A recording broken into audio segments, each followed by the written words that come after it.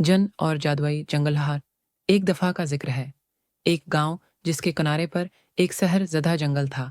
वहां एक नौजवान लड़का जिन रहता था।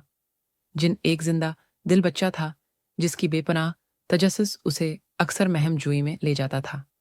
इसकी दादी इसे जंगल के अंदर ज्यादा दौड़ जाने से मना करती थीं, मगर जिनकी कहानियों और जादू के लिए मोहब्बत किसी भी इंतबाह से ज्यादा ताकतूर थी। एक चमकती सुबह जिन ने जादुई जंगल के किनारों को दरियाफत करने का इज़्म किया। जैसे जैसे वो जंगल की गहराइयों में गया, वो बुलंद दरख्तों और चमकती नदियां जो अपनी जिंदगी जैसी लगती थीं को देखकर हैरान रह गया। अचानक उसे एक खुला मैदान नजर आया जहां चमकदार फूल हुआ में झूम रहे थे और धूप दरख्तों के शाखों से चमकती हुई रंगों की बारिश कर रही थी। दरमियान में एक नाजुक परी लेरा खड़ी थी। इसके पर अंदाजे की तरह जगमगा रहे थे और उसकी हंसी मीठी धन की तरह थी। सलाम, जिन। लेरा ने चमकती आंखों से कहा।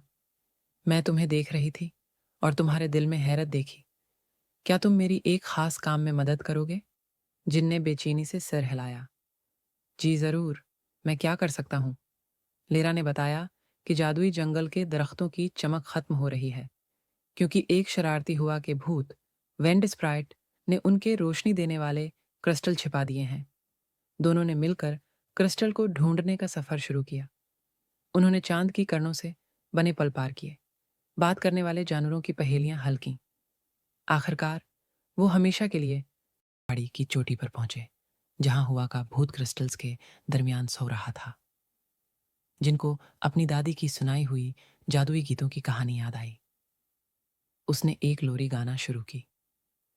हवा के भूत को जिनकी मीठी आवाज ने सला दिया और उसने क्रिस्टल्स छोड़ दिए।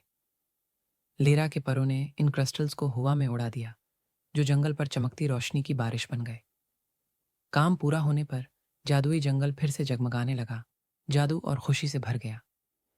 लेरा ने जिनका शुक्रिया अदा किया और उसे एक छोटा सा क्रिस्टल दिया जो हमेशा जंगल की रोशनी से जगमगाता रहता। गांव वापस जिन अपनी दादी को जंगल की कहानियां सुनाता। हर कहानी में जादू की चमक होती। हर रात वो चमकता क्रिस्टल अपने बस्तर के पास रखता जो उसकी जादुई महम और सच्चे दोस्तों की याद दिलाता। जिन ने सीखा कि दुनिया हैरतों से भरी है, बशर्ती का कोई जाने पहचाने रास्तों से आगे बढ़े और अर्धगर्द फैले जादू को तलाश करे।